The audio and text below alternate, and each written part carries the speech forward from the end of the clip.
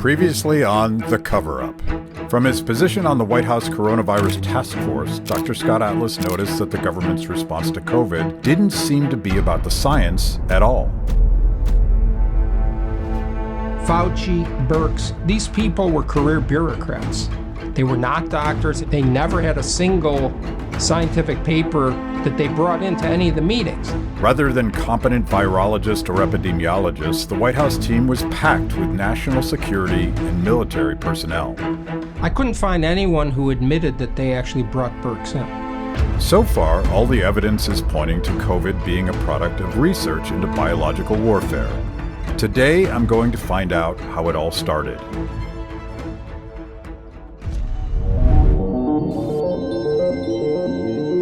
It is much more likely that it is a natural occurrence from an animal to a human. Social distancing is absolutely critical. And if you can't social distance and you're outside, you must wear a mask.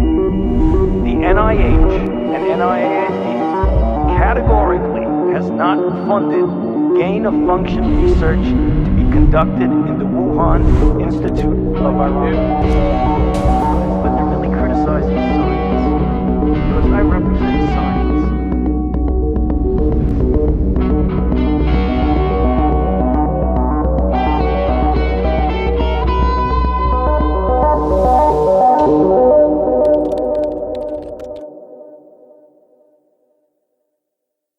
Dr. Ebright, thank you. Thank you for doing this. Thank you.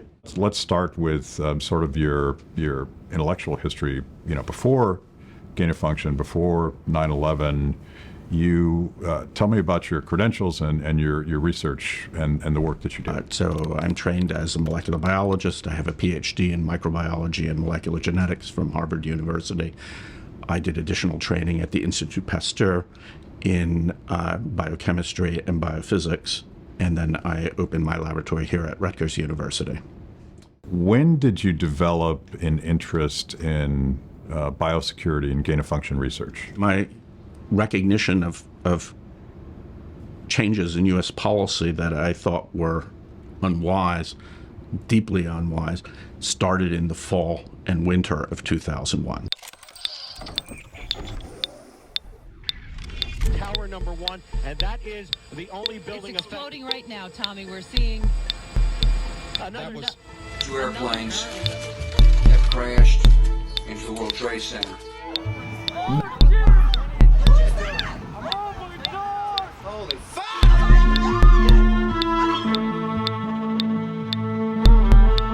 The United States military has begun strikes against Al-Qaeda terrorist training camps and military installations of the Taliban regime in Afghanistan. A member of my personal staff who has contracted a cutaneous anthrax infection. In just a week's time, we have had 4 confirmed cases of anthrax, all with media connections. The U.S. House of Representatives is closing offices today until Tuesday to allow a complete sweep for traces of anthrax. The reaction in the United States government was to assume the attacks came from overseas, from outside, an external enemy, Islamic terror. Question that anybody who would mail anthrax with the attempt to harm American citizens is a terrorist. And there's no question that Al-Qaeda is a terrorist organization. It wouldn't surprise me that they're involved with it. And the reaction was to appropriate large sums of money for biodefense, all forms of biodefense. Not only the $300 million that the administration is asking for, it's asking for an additional $1.6 billion against our fight against bioterrorism. It is now my honor to sign into law the USA Patriot Act of 2001. On September the 11th, the world learned how evil men can use airplanes as weapons of terror. Shortly thereafter, we learned how evil people can use microscopic spores as weapons of terror. Bioterrorism is a real threat to our country. Terrorist groups seek biological weapons. We know some rogue states already have them.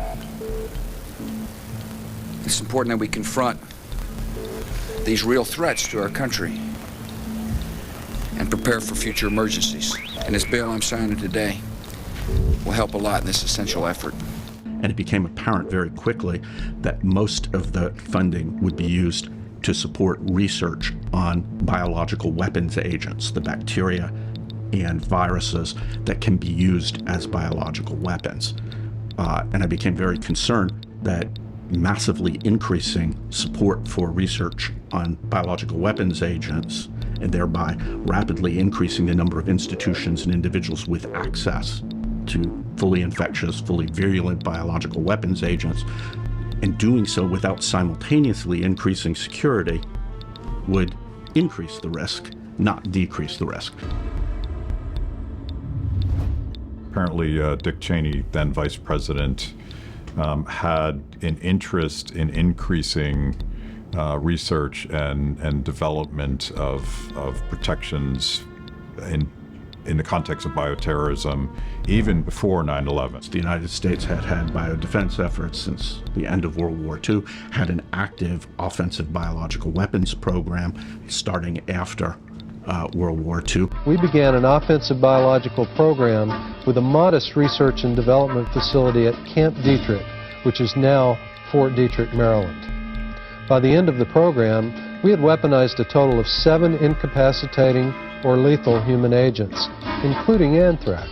But closed the active offensive biological warfare program and supported the Biological Weapons Convention, international convention banning biological weapons and banning activities that could be deemed as developing or stockpiling, or producing biological weapons. I have decided that the United States of America will renounce the use of any form of deadly biological weapons that either kill or incapacitate. The Cheney administration, particularly Dick Cheney, felt that the United States was too constrained by the Biological Weapons Convention and felt that the Department of Defense, which was carrying out biodefense research focused on countermeasures, that is, strictly defensive measures, was carrying out a too limited and too constrained program.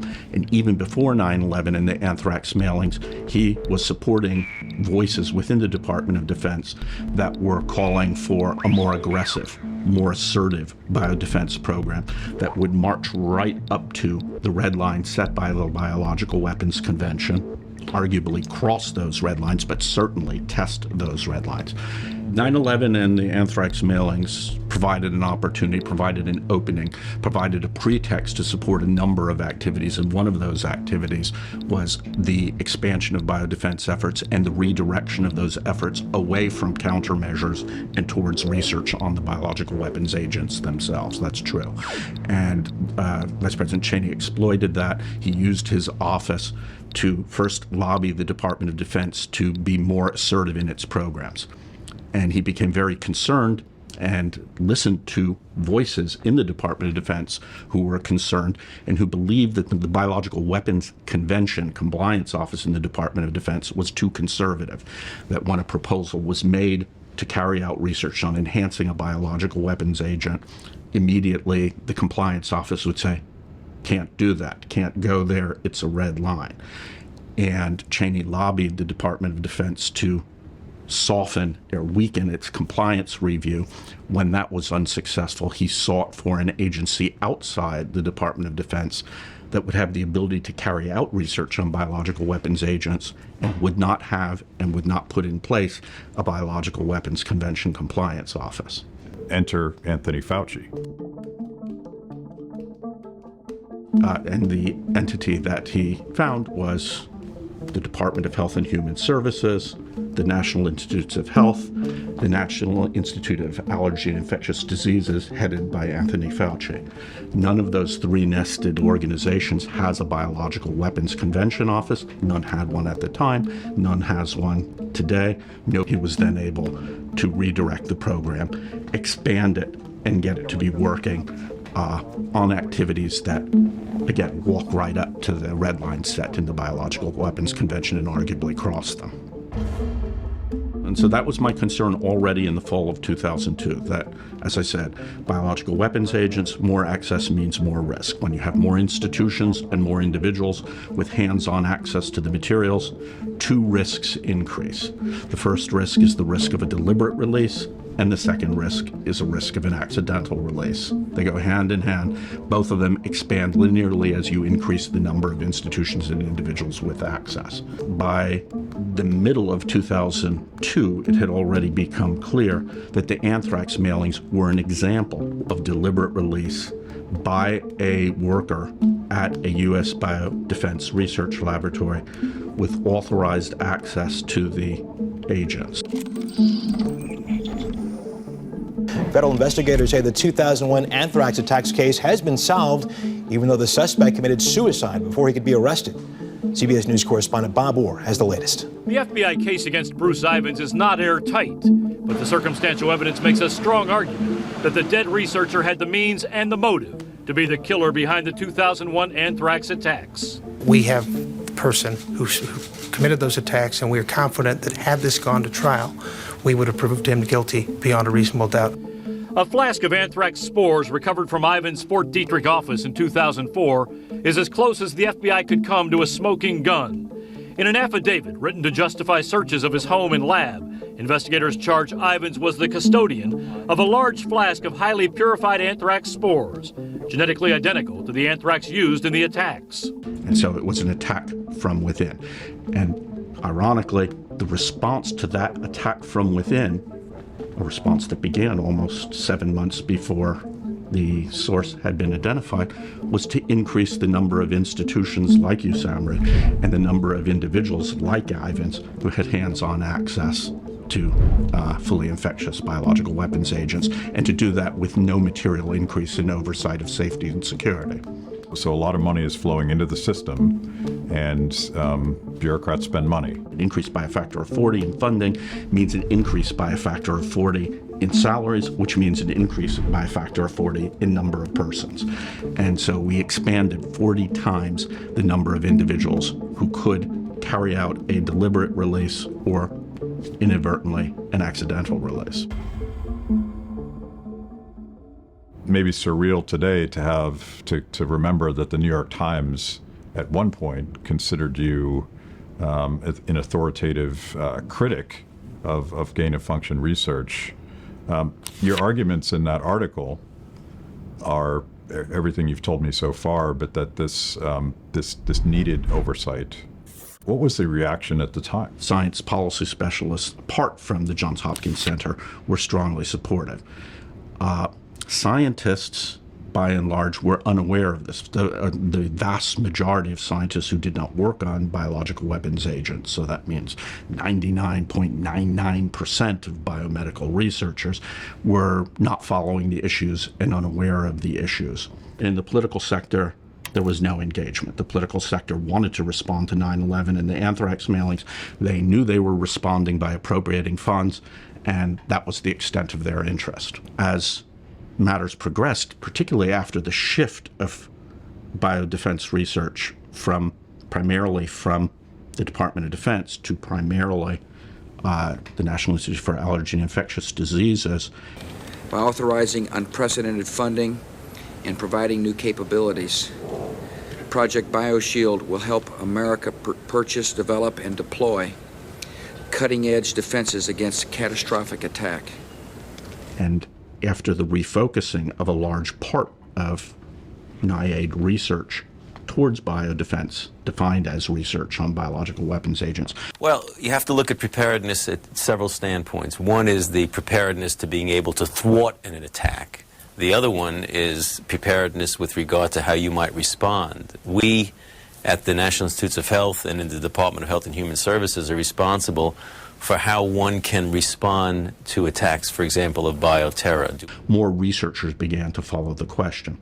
So in 2004, I was able to spearhead an open letter campaign to the director of NIH that attracted support and signatures from more than 700 researchers who had received NIH grants for research on bacterial systems and fungal systems, or who had reviewed NIH grants for research on bacterial and fungal systems, decrying the refocusing of research from public health relevant microbiology research to biodefense relevant research. And that's the point where I first actually came into friction with certain members of the administration at the National Institutes of Health, at NIH and at NIAID, because the open letter goes to them. There was immediate objection. No, we're not doing this. We're not rechanneling funding, but it could easily be shown from published documents that it had been occurring. The response from NIAID Director Fauci was to organize a meeting for researchers in this area to discuss policy implications, a meeting at which he was present for the opening but was not present for any part of it. We all participated in that meeting. A report was produced from that meeting, but the report was simply placed on a bookshelf and had no impact on policy.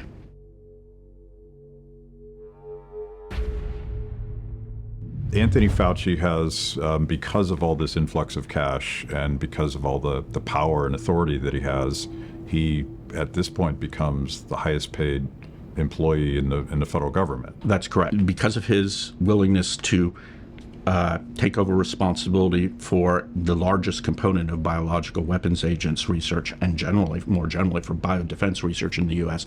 and beyond that, to become the biodefense research czar for the United States, overseeing the research not only in his entity, NIAID, but in all branches of government. And the result of that was that he received a salary that was very substantially higher than the NIH director's salary, which is nominal supervisor, very substantially higher than the vice president or president of the United States, very substantially higher than any Supreme Court justice.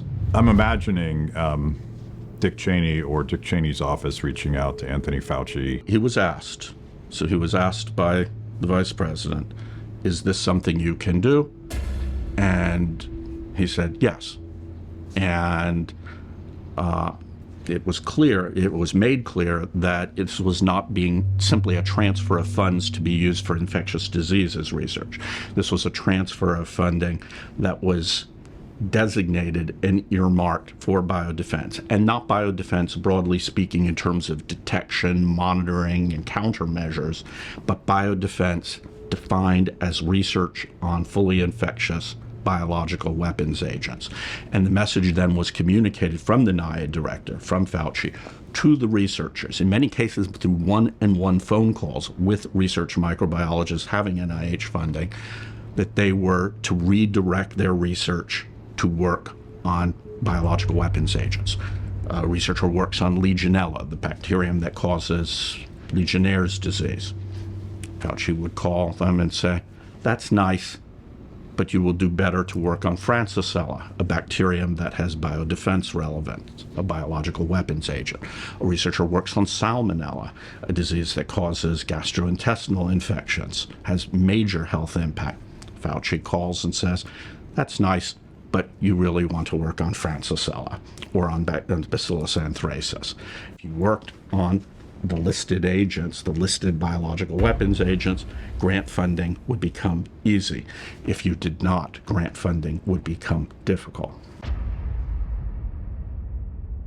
Let's fast forward, because under Anthony Fauci's leadership and all of this infrastructure that you're describing and all of this funding and the diversion of scientists and resources, they started creating some pretty scary stuff. There were what I refer to as the embarrassments.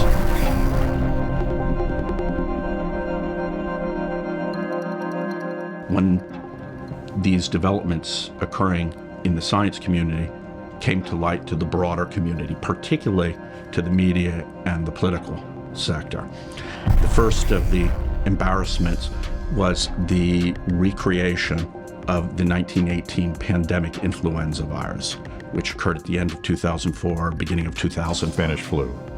That's correct. And so this is a virus that had last been present in human populations just after World War I, had infected almost every person on the planet and had killed 1% of them. So extremely deadly virus. It had then disappeared from human populations.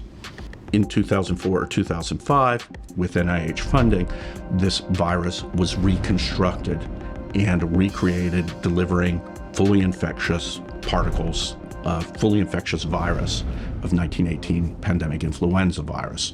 The research was published in Scientific Journal. It appeared on the front page of the New York Times, the front page of the Washington Post, and there was an outcry. Why was this virus reconstructed, now creating a new threat of possible deliberate or possible accidental release? Why was it recreated? And why was it done with no risk-benefit assessment? Because it had become clear that the funding from NIH had been provided without performing even a rudimentary risk-benefit assessment. And there was immediate pushback from Congress, from both houses of Congress and both parties in Congress, but particularly from the Democrat Party. There was pushback on Anthony Fauci, who had been a much respected figure before Congress, a person who, when he would come to Congress and testify for annual appropriations, would be received well, would be highly respected, but to their shock, had funded this research that did not have an obvious aim, surely had no civilian practical application. So the question is, why would you do this? And Dr. Fauci's response at the time, and this has been his response to each embarrassment subsequently, Dr. Fauci's response was to double down, was to say this research was absolutely indispensable. It was essential to U.S. health security, essential to U.S. national security, and had we not funded it, that would be the mistake. This was essential. And this was his way of normalizing negligence.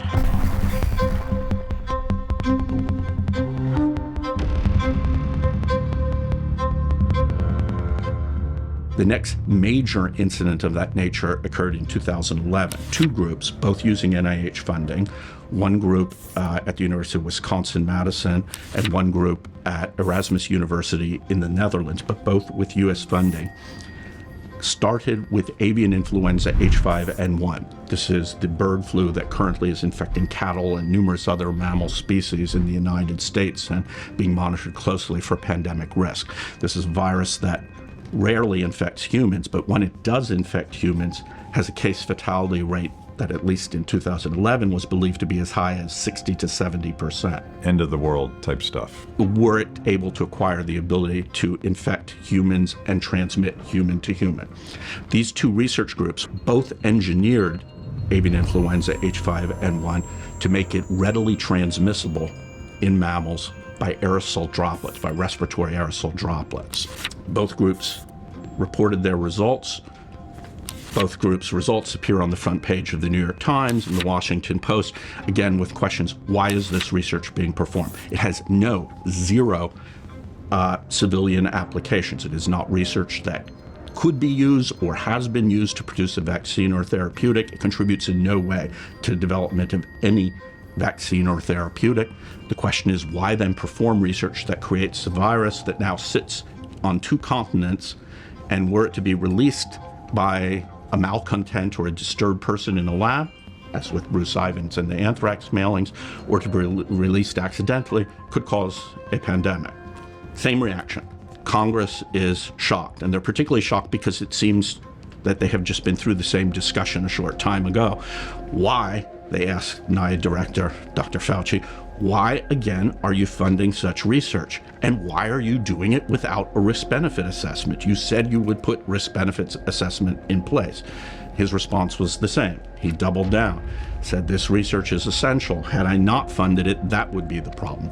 His position was threatened, seriously threatened at that time, but he was able to rally in the newly appointed NIH director, Francis Collins, and get Francis Collins to agree to co-author with him an opinion piece for the Washington Post saying a flu risk worth taking, and that this research was in fact a risk, but it was a risk that needed to be taken. It was a risk that needed to be taken for public health, needed to be taken for national security, needed to be taken for economic competitiveness. And in time, the controversy died down. Each time, Fauci's response has been to double down and say he did the right thing. This is a risk, but I have reviewed this risk, and I, Dr. Fauci, have determined on behalf of 7.9 billion members of the global public that this is a risk worth taking. And not merely a risk worth taking, but a risk that must be taken. Important information and insights can arise from generating a potentially dangerous virus in a laboratory. The question is whether benefits of such research outweigh risks. The answer is not simple. A highly pathogenic bird flu virus transmissible in humans could arise in ways not predicted by laboratory studies. Safeguarding against the potential accidental release or deliberate misuse of laboratory pathogens is imperative. It's kind of a godlike attitude that shows up later during this pandemic, where he almost became a religious figure that could not be questioned and could not be criticized. I think it comes from an unwillingness to admit error or even the possibility of error. So at each one of these steps, at each one of these earlier points, it would have been very easy to say, we made a mistake. We will fix things. It will never happen again. But he is incapable of stating he has made a mistake. And because of that character flaw, has made decisions that have placed all of us at risk and place all of us at risk to this day. Next events probably are in 2014. In 2014, there were a series of multiple embarrassments in short order.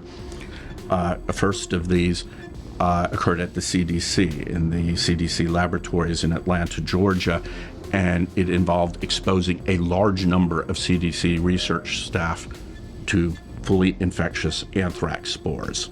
The CDC scrambling to decontaminate what should be the safest and most secure labs anywhere. Earlier this month, workers in 3 labs handled one of the most deadly strains of anthrax without wearing protective suits. They thought the bacteria was dead, but soon found it was very much alive.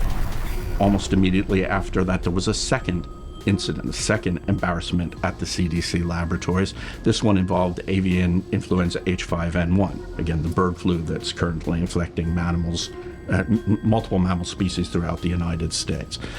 A researcher at the CDC who was working with avian influenza H5N1 and was late in the day and wanting to leave early, began working hastily and accidentally contaminated a sample of a low pathogenicity influenza virus with the highly pathogenic avian influenza virus H5N1, creating a mixed sample. CDC workers somehow lost track of samples of the dangerous H5N1 influenza virus, which were sent from a secure CDC lab to Atlanta, one run by the U.S. Department of Agriculture in Athens, Georgia. The other laboratory, expecting they had received a low pathogenicity influenza virus sample, worked with it using minimal biosafety precautions, and were shocked to find all their experimental animals were dying, which shouldn't happen. Problem was identified. It turned out that a researcher late in the day rushed work, cross-contaminated samples, and sent the sample. It's the second major incident. Right after that, a laboratory in the Washington, D.C. area that was jointly run by the FDA and the NIH found in a storeroom, in a leaking box, vials labeled smallpox. We never thought we would be asking who put smallpox virus inside a cardboard box and left it in a storage room. Who came near it and how dangerous was it? One of history's most feared viruses were left in a low-security FDA laboratory for decades, forgotten in a refrigerated storage room at the National Institute of Health in Bethesda, Maryland. And so with these 3 events, each one on the front page of the New York Times and Washington Post, one after the other, there was now momentum to move on enhancing oversight in some way. And that momentum resulted in the creation of an organization of scientists called the Cambridge Working Group, which petitioned the government for enhanced oversight. There was a hearing of the House Energy and Commerce Committee at which I testified in the summer of 2014 on the CDC accidents and the lack of oversight that they represent. And this is a prime example of the culture of hubris. This is work that should not be performed, flat and blank, should not be performed. In those cases where elements of this work are deemed essential, when the research information could be obtained in no other way, then this work should only be performed in a very limited number of institutions, perhaps 1 or 2 nationally, and only after extensive review of risk-benefit weighing at the national level. The CDC director at that time, at the hearings, apologized. What happened was completely unacceptable. It should never have happened. And called for increases in oversight.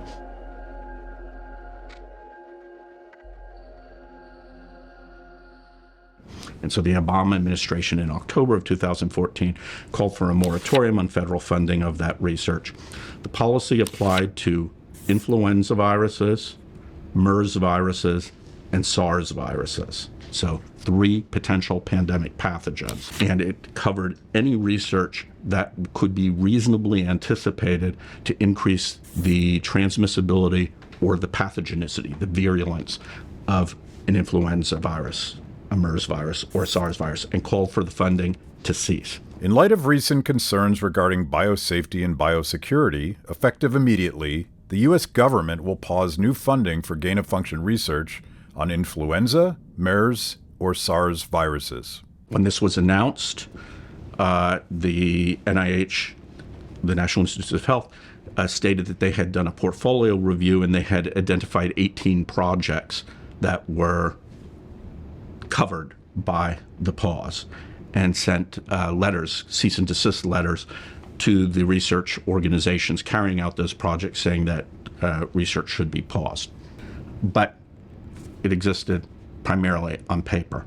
So although 18 laboratories received cease and desist letters, there was a footnote, a literal footnote in the policy that stated that the funding agency director could waive the pause for a project by certifying that the project was essential for public health security or national security.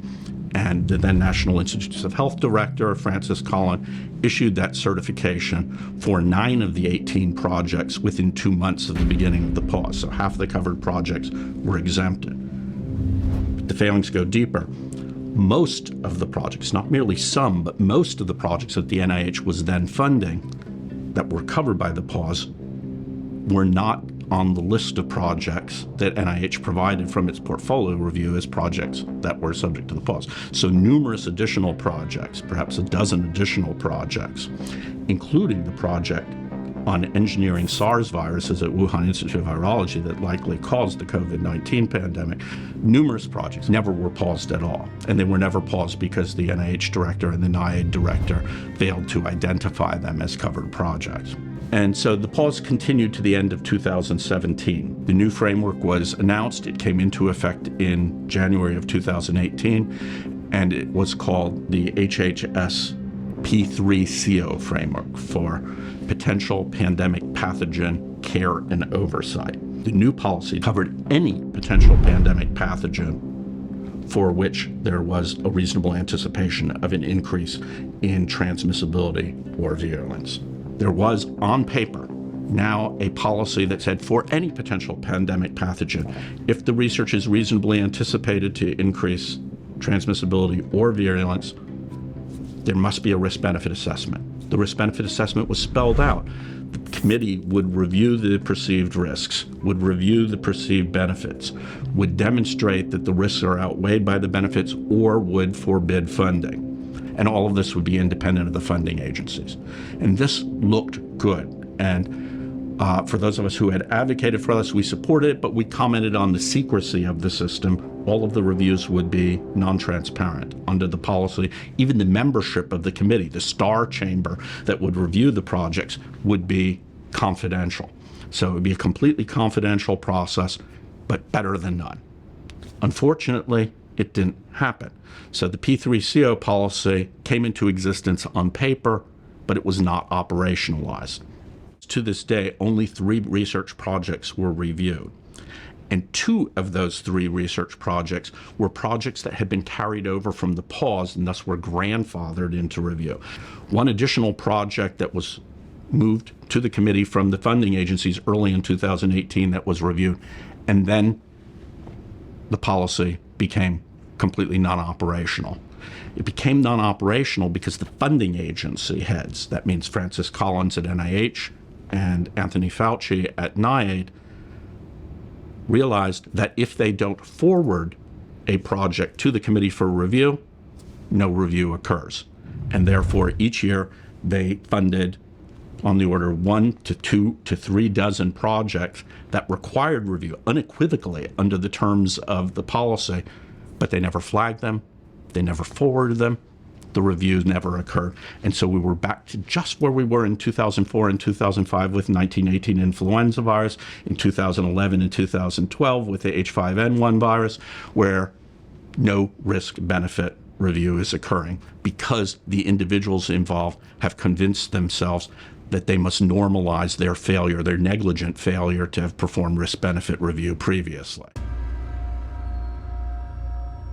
During the pause in 2015, the next embarrassment was research published in the journal Nature Medicine in the fall of 2015 that involved engineering SARS viruses. So in this research, a research team at the University of North Carolina at Chapel Hill, collaborating with a research team at Wuhan Institute of Virology in Wuhan, China, engineered SARS viruses by taking the spike gene, which is responsible for infection specificity and infection efficiency, from one SARS virus and transplanting it into another SARS-related virus, showing that the resulting virus was able efficiently to infect and replicate in human cells. This research also was signaled out by persons such as myself who were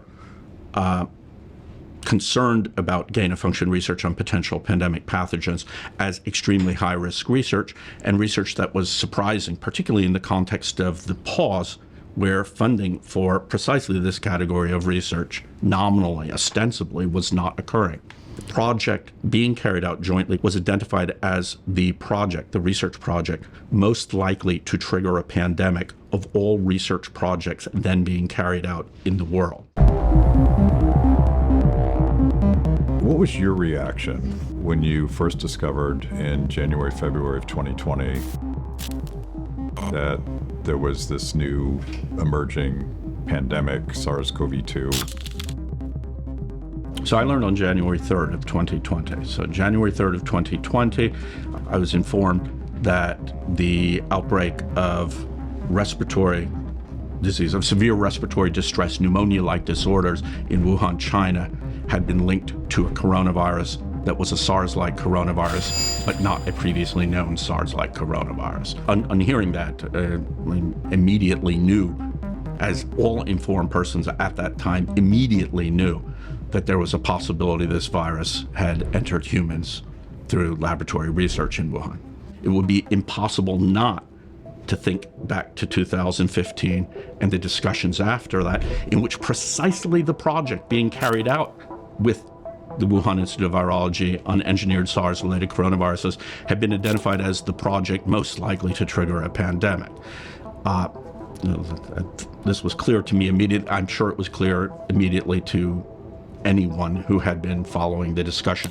The first of the key documents became available in September of 2021 as a result of a FOIA lawsuit by The Intercept. That set of documents consisted of the original grant proposals and the annual grant progress reports for the NIH grant on engineered SARS coronaviruses that was awarded to a New York entity called EcoHealth Alliance with a subcontract to the Wuhan Institute of Virology. That escaped the oversight systems in place under the Obama administration, escaped the oversight systems in place under the Trump administration, was funded through both of them. The content of those documents showed through the proposals what the researchers intended to do, and through the progress report showed what they had accomplished in 2015, in 2016, in 2017, and in 2018. So those documents showed that the researchers proposed to construct a virus that nearly point by point matched the features of SARS-CoV-2, the virus responsible for COVID, and shows that by 2018 they had made substantial progress on the trajectory to develop a virus having the properties, the sequence and the properties of SARS-CoV-2. Highly likely for a lab origin. by the spring of 2018, at Wuhan Institute of Virology, the researchers had constructed chimeras, that is to say hybrids of SARS-related coronaviruses that combined the spike gene of one SARS-related coronavirus with the rest of the genetic information of another SARS-related coronavirus. They showed that the resulting chimeras, hybrid viruses, were able to infect human cells and replicate in human cells. They showed that the resulting chimeras were able to infect mice that were engineered to have human receptors for SARS viruses, so-called humanized mice. And they showed, remarkably, that those viruses had 10,000 times enhanced viral growth in the lungs of humanized mice. So they showed that they had made viruses that had high pandemic potential. They proposed in their proposal for a next 5-year term, also submitted in mid-2018 or early 2018, they proposed that they would construct additional such chimeras, but increase the pandemic potential by increasing the affinity of the spike protein encoded by the spike gene to increase its affinity for human cells, and proposing, hypothesizing, that they in this way would create viruses with increased pandemic potential. Now, the second new document in 2021 was the release of a grant proposal submitted at the same time as that NIH grant proposal by the same organization, EcoHealth Alliance, with subcontracts to the University of North Carolina at Chapel Hill and to Wuhan Institute of Virology, which proposed the same activity, construction of novel chimeric viruses with spikes that would have increased affinity for human cells, but then going one additional step. The one additional step was to insert into the spike, at a part of the spike called the spike S1, S2 border, a sequence called a furin cleavage site, a sequence that was associated in other viruses with increased ability to infect cells and therefore with increased transmissibility, likelihood, and potential. With that document as well, my estimate of the likelihood of a lab origin increased because SARS-CoV-2, the virus that causes COVID-19, not only has a spike protein with extremely high affinity for human cells, it has precisely at its spike S1, S2 junction, a furin cleavage site. And this is a highly unusual feature. Currently, there are more than 800 known SARS-related coronaviruses, so-called sarbecoviruses. Only one, namely SARS-CoV-2, has a furin cleavage site. So the probability of finding a sarbecovirus in nature with a furin cleavage site is 1 in 800. That's a remarkable point, and here they were proposing to do that in the DARPA proposal in 2018, 1 year before the pandemic emerges in Wuhan. But the decisive, I think, information, the most nearly decisive information, did not become available to the end of 2023. So in December of 2023 and January of 2024, a new set of documents became available. And these were drafts and correspondence about the drafts of the DARPA proposal, the same DARPA proposal that I just discussed. Previously in 2021, we saw the proposal. At the end of 2023, beginning of 2024, drafts of the proposal and correspondence among the drafters became available through the FOIA process, through an organization called U.S. Right to Know. And those drafts provided details that weren't in the proposal. One point that was made clear was that the research on engineered SARS-related coronaviruses would be done in Wuhan. That had been unclear. It was clear that Wuhan would receive a subcontract, but they may only have been involved for other unrelated research. At the end of 2023, we knew that they were also going to be working on the engineered SARS-related coronaviruses under the grant. Second, and more important, the exact location where the researchers proposed to introduce the furin cleavage site was now specified, and it agrees to the amino acid with the location in SARS-CoV-2. And third, the researchers described how they would construct the viruses. They would assemble them from 6 synthetic nucleic acid building blocks, and they would assemble them using a reagent called BSMB1. That's information from the drafts. The remarkable point there is that the genome of SARS-CoV-2 is consistent with assembly from 6 fragments using the assembly reagent BSMB1. And so That means that as of January 2024, the documents that were released up to that time, all of which had been in the hands of the U.S. government from the start of the pandemic, all of which were known to researchers in the U.S. who drafted the proposals and participated in the proposals, all of which were known by the researchers who reviewed the proposals, but none of these sources came forward. January 2024, we knew that the researchers in Wuhan were proposing in Wuhan to construct viruses that exactly match, point by point, the features of SARS-CoV-2. The alternative hypothesis, natural origin, has failed to receive any secure evidence. There have been no examples of animals infected with SARS-CoV-2 or a close progenitor prior to the outbreak in humans. There is no evidence for an animal reservoir. There is no evidence for an animal intermediate. And so the alternative hypothesis, which is that the virus entered humans through a natural accident, something which has occurred again and again and again in the past, at this point has only one line of evidence in its support, and that is the fact that it has happened before, and so perhaps it could have happened this time. But all efforts to seek support for that hypothesis have failed to produce support.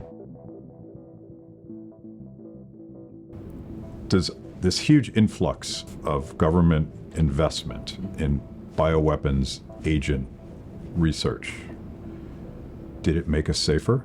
No, not in any way. Not in any way, shape, or form. Are there any public health applications to this research? So for the research on biological weapons agents, there has been some movement on countermeasures development.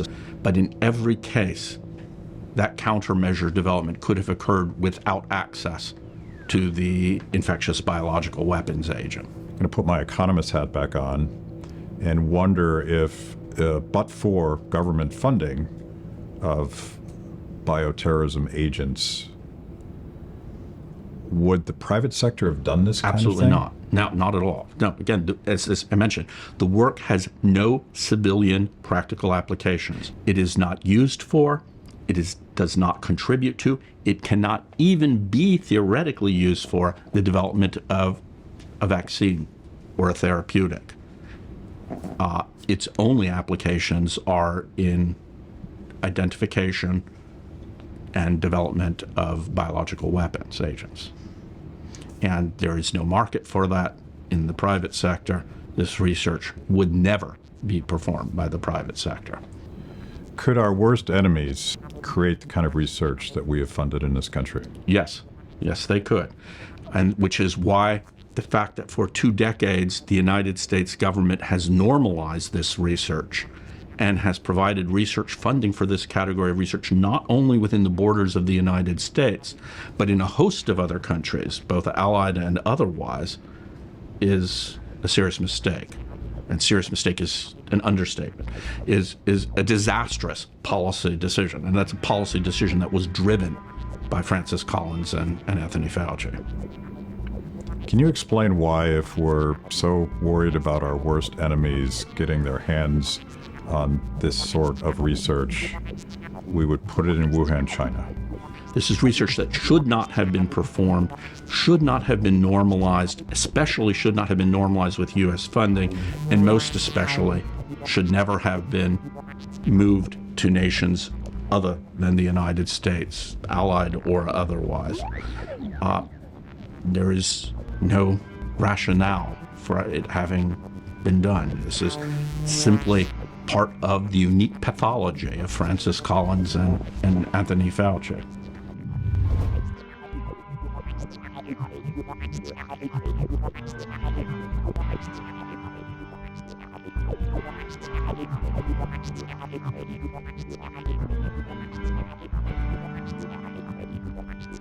Let's talk about the morality, the ethics of this. If the entire community in the know recognize the possibility, the real possibility. That's not an if, that's just a fact. Yeah, they all knew. Nobody spoke up.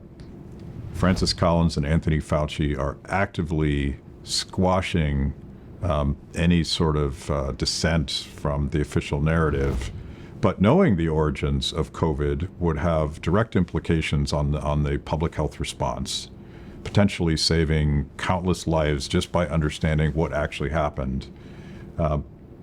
Does Anthony Fauci have blood on his hands for the cover-up?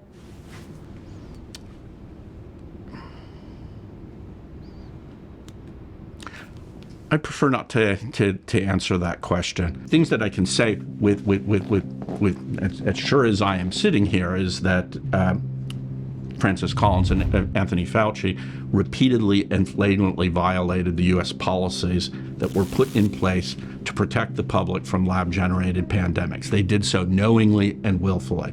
They then lied about it. In both cases, perjured about it in congressional testimony and did so repeatedly. They participated in a conspiracy to defraud the public about the origin, in a conspiracy to cover up the origin, and they used the resources, they abused the resources of their positions, their federal government positions, the funding that's available through those positions, and their staff to support that conspiracy to defraud the public. These are serious charges and are serious offenses, and they need to be held accountable for those offenses. The flagrant disregard for the potential costs and for the interests of public safety by Anthony Fauci and Francis Collins, in and of itself, led to needless loss of human life. Absolutely. If, as all evidence suggests, the virus emerged from the research program at Wuhan Institute of Virology that received NIH funding, then Francis Collins and Anthony Fauci are personally and individually responsible, in part, for causing the pandemic that killed 20 million and cost $1 trillion. I've been obsessing about the ethics of these high-level government officials who knew something, covering up everything. Is that appropriate? The words ethics and cover-up don't go together in any context. There is no ethical cover-up. It was unethical to make statements that the persons knew at the time were false.